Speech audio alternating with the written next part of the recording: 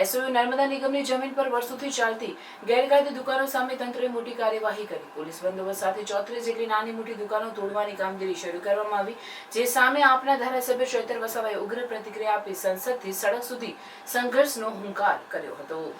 SOU Narmada નિગમની જમીન પર વર્ષોથી ચાલતી ગેરકાયદે દુકાનોના માલિકોને અગાઉથી નોટિસ આપવામાં આવી હતી અને પોતાનો સામાન હટાવવા માટે સમય આપવામાં આવ્યો હતો. જોકે કેટલાક દુકાનદારોએ સામાન ન હટાવતા એસઓયુ તંત્રએ તેમનો સામાન જાતે હટાવ્યો છે. એસઓયુ તંત્રએ સ્પષ્ટ કર્યું છે કે જો કોઈ દબાણ હટાવવામાં અવરોધ ઊભો કરશે તો તેમની સામે કાયદાકીય કાર્યવાહી કરવામાં આવશે. વહેલી સવારથી જ પોલીસ બંદોબસ્ત સાથે 5-6 જેસીબી મશીન અને સામાન હટાવવા માટે ટ્રેક્ટર લાવવામાં આવ્યા હતા. એસઓયુમાં નોકરી કરતા લોકોને જ ચકાસણી બાદ પ્રવેશ અપાઈ રહ્યો હતો. વડોદરા રેન્જના આઈજી પણ આ ડિમોલિશનની કામગીરીનું નિરીક્ષણ કરવા સ્થળ પર પહોંચ્યા હતા. આ કાર્યવાહી ગુજરાતભરમાં ચાલી રહેલા ગેરકાયદે બાંધકામો વિરુદ્ધની કામગીરીનો એક ભાગ હોવાનું જણાવ્યું છે. જોકે આ મુદ્દે આપના ધારાસભ્ય ચૈતર વસાવાએ ઉગ્ર પ્રતિક્રિયા આપી આદિવાસીઓના ભોગે વિકાસની સાંખે નહીં લેવાય તેમજ આગામી અન્ય પ્રોજેક્ટો માટે 1 ઇંચ જમીન પણ નહીં આપવામાં આવે તેમ જણાવી ભાજપ સરકાર અને સાંસદ અને ધારાસભ્યો પર પણ કટાક્ષ કરી સંસદથી સડક સુધી આદિવાસીઓ સાથે રહી સંઘર્ષનો હુંકાર પણ કર્યો હતો. કેવડિયા ખાતે છેલ્લા ઘણા વર્ષોથી નાની નાની દુકાનો લારી ગલ્લાઓ ચલાવીને પોતાના પરિવારનું ગુજરાન ચલાવતા આદિવાસી પરિવારો પર આજે જ્યારે ભાજપની સરકારે ઉદ્યોગપતિઓના ઇશારે બુલડોઝર ફેરવી દીધું છે, જેની અમે નિંદા કરીએ છીએ અને અમે વખોડી કાઢીએ છીએ અને મૃદુ અને મક્કમ મુખ્યમંત્રીશ્રીને કહેવા માંગીએ છીએ, ગરીબો પર તમે મક્કમતાથી કામ લેવ છો ત્યારે તમારા જ મંત્રી ભીખુસિંહ પરમાર અને બચુભાઈ ખાબડના પુત્રો દ્વારા બીજેડ કૌભાંડ અને મનરેગા કૌભાંડ કરવામાં આવ્યું છે. એમના ઘરે તમે ક્યારે બુલડોઝર ફેરવવાના છો? સાથે સાથે અમે ભાજપની સરકારને કહેવા માંગીએ છીએ, આ એ સ્થાનિક લોકો છે જેમણે નર્મદા પરિયોજનામાં પોતાની જમીનો ગુમાવી છે, પોતે સમાજ સંસ્કૃતિ અને ગામ સાથે છીનભીન થઈને અહીંયા વસેલા લોકો છે અને તમારા સ્ટેચ્યુ ઓફ યુનિટીના લોકાર્પણમાં તમારા દેશના વડાપ્રધાને રોજગારી સ્થાનિકોને મળશે એવી મોટી મોટી બાંગા ફોજદારી અહીંયા કરી હતી. તમારા સ્થાનિક સાંસદ અને ધારાસભ્ય એકતા રથ લઈને ગામડે ગામડે રોજગારીની મોટી મોટી વાતો કરતા હતા. આજે કઈ ગુફામાં સાંસદ અને ધારાસભ્ય છે? કેમ બોલતા નથી? સ્થાનિકોના પ્રતિનિધિત્વ કરવા માટે તમને ચૂંટેલા છે. ત્યારે સવાલ હવે એ થાય છે, અમે વિકાસના બિલકુલ વિરોધી નથી, પણ આદિવાસીઓના ભોગે વિકાસ થાય છે અને આદિવાસીઓને ત્યાંથી છિન્ન ભિન્ન કરવામાં આવે છે, એમાં અમે ક્યાંય સહમતિ આપવાના નથી.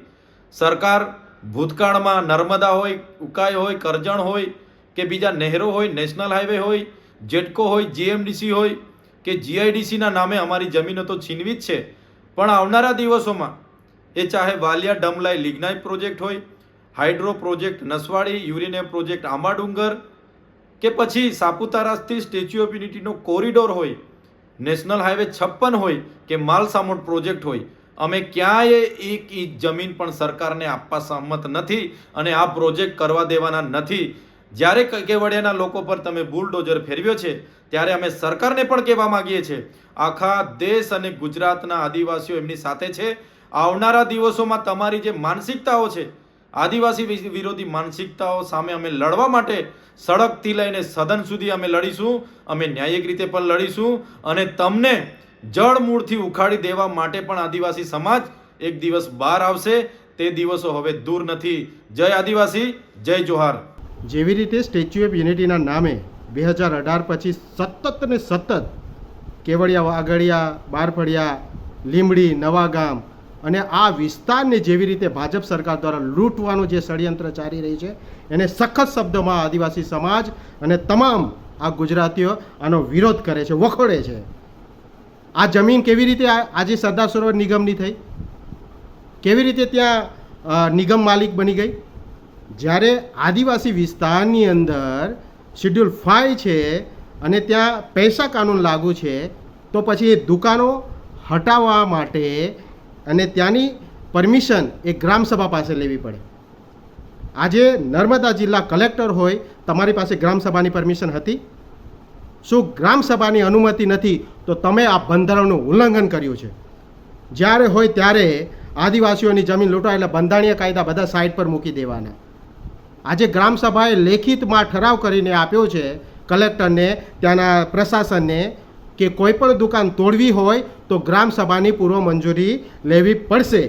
પરંતુ જેવી રીતે આ ગુજરાત સરકાર દ્વારા 2019ની અંદર statue of unity area development and tourism act લાગુ કરીને આદિવાસીઓના બંધારણીય અધિકારો ખતમ કર્યા.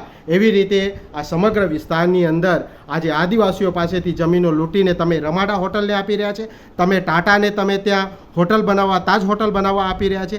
તમારે તમામ હોટલો માટે, તમારા ઉદ્યોગપતિઓ માટે, તમારા નેતાઓની હોટલો બનાવવા માટે આ જમીનોની લૂંટ ચલાવી રહ્યા છો. અને તમને શરમ આવી જોઈએ મનસુખભાઈ વસાવા, દર્શનાબેન તમે ત્યાંના ધારાસભ્યો છે, જસુભાઈ રાઠવા તમે ત્યાંના સાંસદ છો. આટલા વર્ષોથી તમે 1961-62થી આ જમીનોનો વિવાદ ચાલે છે. આજ દિન સુધી તમારી સરકારોએ માત્ર આ જમીનો લૂંટવા માટે આદિવાસીઓને બિનકાયદેસર ત્યાં આદિવાસીઓને તમે ઘૂસણખોર આજે તમે સાબિત કરી રહ્યા છો. છતાં તમે આદિવાસી સમાજને આજે ન્યાય નથી અપાવી શકતા. આજે તમારી ફરજ બને છે એક સાંસદ તરીકે, એક ધારાસભ્ય તરીકે કે તમે આદિવાસીઓને ન્યાય અપાવો. આ જમીનો આદિવાસીઓ ઘૂસણખોરો નથી. આ જમીનો પર આજે સ્ટેચ્યુ ઓફ યુનિટી નહીં આવ્યું હતું ત્યાર પહેલાં ત્યાં સરદાર સરોવર ડેમ જે જોવા આવતા હતા ત્યારની ત્યાં દુકાનો છે. આ માસ્તરની બધાની ત્યાં આજે ત્યારની એ દુકાનો ત્યાં છે. તમે આજે એ દુકાનો તોડી પાડો છો, એમના ઘરો તોડી પાડો છો. આદિવાસીઓને આજે ગ્રામસભા, આજે તમે કહો કે આદિવાસીઓને એ નિગમની જગ્યાઓ, કેટલાક મીડિયાવાળા કહે છે કે આ નિગમની જગ્યાઓ હતી અને આદિવાસીઓ ત્યાં બિનકાયદેસર. અરે નિગમની ત્યાં કોઈ ટીપુઈ જગ્યા નથી. આજે સરદાર સરોવર જે પહેલો પ્રોજેક્ટ હતો એ વાગડિયા ગામ પાસે બનવાનો, એ ડેમ ત્યાં બન્યો જ નહીં. એ ડેમ 8 કિલોમીટર દૂર બન્યો. આ ગામડાઓ એટલા માટે વિસ્થાપિત થયા નહીં અને અસરગ્રસ્તોની યાદીમાં આવ્યા નહીં. તો પછી આ જમીનો કેવી રીતે આજે નિગમના નામે થઈ જાય? જ્યારે અસરગ્રસ્તોની યાદીમાં આ ગામડાના લોકો નથી, તો પછી આજે નિગમ જે છે એ પહેલો જે પ્રોજેક્ટ બનવાનો હતો વાગડિયામાં નર્મદા સરદાર સરોવર ડેમ, એ ડેમના એવોર્ડ કાઢીને આજે માનીતા ઉદ્યોગપતિઓને નરેન્દ્ર મોદીના ડ્રીમ પ્રોજેક્ટ માટે આ વિસ્તારની જમીનો જે છે એ સદંતર રીતે એ ઉદ્યોગપતિઓને પધરાવવાનું કામ કરી રહ્યા છે. આજે આદિવાસીઓ ક્યાં જાય? આજે આદિવાસીઓ પોતે પંચાયતોનો દ્વારા તો પોતે પોતાના ગામ લોકોને અધિકાર અપાવે છે. આજે નીચલી કોર્ટમાં, આજે રાજપીપળા કોર્ટની અંદર પણ આદિવાસીઓ જમીન કે આ જમીન અમારી છે વર્ષોથી ધક્કા ખાય છે, કોઈ ન્યાય નથી મળતો. હાઈકોર્ટમાં ધક્કા ખાય છે કે આ જમીનો અમારી છે, એનું કોઈ ન્યાય નથી, વર્ષોથી છે. અને નિગમ જાય છે, કહે છે કે ભાઈ 45 દિવસની અંદર આ જમીનોનો પુરવાર કરી દો, 45 દિવસની અંદર આદિવાસીઓ કોર્ટમાં આવી જાઓ. અરે આદિવાસીઓ પાસે એટલા પૈસા જ નહીં હતા, વકીલો રોકવાના પૈસા નહીં. આખી 3 પેઢી આજે કેસો લડી લડીને પૂરી થઈ ગઈ છે. તો પછી આજે આદિવાસીઓને ન્યાય ક્યાંથી મળે? આજે કોર્ટોમાં પણ તમે એમને જે કેસો છે વર્ષો સુધી તમે ચલાયા કરો, અને જ્યારે નિગમ આવે છે, સરકાર આવે છે એટલે તરત જ આજે હાઈકોર્ટે કહી દીધું કે તમે 45 દિવસમાં બોલાવ્યા, તમે નથી આવ્યા એટલે ભાઈ તમને સ્ટે નહીં મળે. ભાઈ આદિવાસીઓની પરિસ્થિતિ શું છે? આદિવાસીઓ આજે કંગાલ બની ગયા છે. આ સ્ટેચ્યુ ઓફ યુનિટી વિસ્તારના આદિવાસીઓ તો કંગાલ બની ગયા છે. કેટલા વર્ષોથી આજે 3 પેઢીઓ આ કેસો માટે લડે છે અને આજે આદિવાસીઓને કોઈ જગ્યાએ ન્યાય નથી મળતો. જ્યારે એનજીઓ દ્વારા કેસ દાખલ કરવામાં આવ્યો ત્યારે પણ સરદાર સરોવર નિગમ એ સાબિત નથી કરી શકી કે આ જમીન જે છે એ નિગમની છે. માત્ર એ કેસ પણ એટલા માટે કાઢવામાં આવ્યો કારણ કે એનજીઓ દ્વારા એ કેસ દાખલ થયો. જ્યારે કોર્ટે એવું કીધું કે આદિવાસીઓ આવશે તો અમે ન્યાય આપીશું, અમે એમને સાંભળીશું. છેલ્લા 2 વર્ષથી આદિવાસીઓ આવ્યા જ છે ને હાઈકોર્ટમાં, કેમ ન્યાય નથી આપતા? એટલે જિલ્લા પ્રશાસન હોય કે કોર્ટો હોય, આ તમામ ક્ષેત્રે આદિવાસીઓ આજે દોડી દોડીને થાકી ગયા. અરે એમની પાસે તો અમદાવાદ હાઈકોર્ટ આવવાના ભાડાય નથી હોતા ભાઈ. આ કેવી રીતે એમને ન્યાય અપાવશો? બસ આદિવાસી છે એટલે ભાઈ એમને કોઈ રીતે સાંભળવાના નહીં, બસ આડેધડ એમની જમીનો પર આ જિલ્લા પ્રશાસને, કોર્ટે, આ કલેક્ટરો દ્વારા કેટલી ચાલાકી વાપરવામાં આવે છે. પહેલાં તો એમને 2-3 મહિનાથી નોટિસો આપીને જમીનો ખાલી કરાવે છે. આદિવાસીઓ પોતાની ગ્રામસભાનો ઉપયોગ કરે છે. ગ્રામસભાના ઠરાવ વગર તમે ત્યાં જમીનો ખાલી નથી કરી શકતા. એટલા માટે આજે તમે શું કરી રહ્યા છો? તમે કોર્ટમાં ગયા, 45 દિવસની સમયની અંદર આદિવાસીઓ બધું આપી દેવાનું. 45 દિવસમાં આદિવાસીઓ સાબિત કરી દેવાનું કે આ બધું એમની જમીનો છે. અરે આદિવાસીઓને જે એમની પાસે આજે આર્થિક રીતે આજે એવો સક્ષમ નથી, કાયદાકીય રીતે સક્ષમ નથી, એટલા માટે આ આદિવાસી સમાજની એમની ભોળપણની, એમની જે કાયદાકીય સમજ જે છે એ ઓછી છે, બંધારણીય જે અધિકારો છે એની સમજણ ઓછી છે. અને એના લીધે આજે નરેન્દ્ર મોદીના ડ્રીમ પ્રોજેક્ટના લીધે આજે આ વિસ્તારમાં જે સરમુખત્યારશાહી જે ચાલી રહી છે એનો અમે સખત શબ્દોમાં વખોડ્યો છે. અને આદિવાસી સમાજને પણ અમે કહીએ છીએ કે જો તમે આ સ્ટેચ્યુ ઓફ યુનિટી, કારણ કે આ વિસ્તાર જે છે આજે આ 70 ગામડાઓમાં આજે તમે આદિ શિડ્યુલ વિસ્તારની અંદર તમે કેવી રીતે શહેરી વિકાસ તમે કાનૂન લાગુ કરી છે, અર્બન ડેવલપમેન્ટ ઓથોરિટી ત્યાં લાગુ કરી દીધી, છતાં એક આદિવાસી બોલવા તૈયાર નથી. અરે ડૂબી મરો યાર તમે.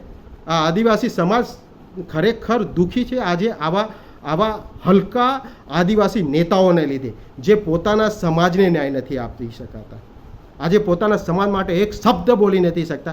અરે શું ફાયદો પછી એવા ધારાસભ્ય બનવાનો, एवा सांसद सभ्य। भरूच का most loved William John's pizza लेकर आया है अनलिमिटेड सलाद एंड पिज्जाज के साथ न्यू मेनू। यहाँ बुफे में सिर्फ अनलिमिटेड पिज्जा एंड सलाद के साथ आपको मिलेगी चटपटी पानी पूरी और पंजाबी फूड भी, जिसमें paneer butter masala, mix veg, dal fry, jeera rice, papad, roti and dessert में 4 टाइप की पेस्ट्री प्लस 1 फ्रूट कस्टर्ड। और विलियम जॉन्स पिज्जा के आइकॉनिक अनलिमिटेड पिज्जा स्प्रेड्स तो है ही, जिसमें 2 टाइप की soup, 22 cold salads, 9 hot starters, nachos and 2 types के सैंडविचेस, 4 टाइप्स के pizzas, unlimited coke, french fries और साथ में ब्राउनी विद आइसक्रीम भी। इतना सब आपको मिल जाएगा 246 में लंच बुफे और 286 में डिनर बुफे। और हाँ, किड्स के लिए यहाँ 179 में लंच बुफे और 199 में डिनर बुफे मिल जाएगा।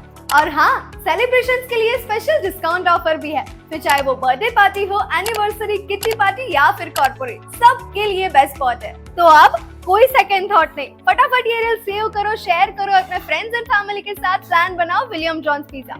विजिट करें William John's pizza, silver link opposite HDFC bank link road Bharuch.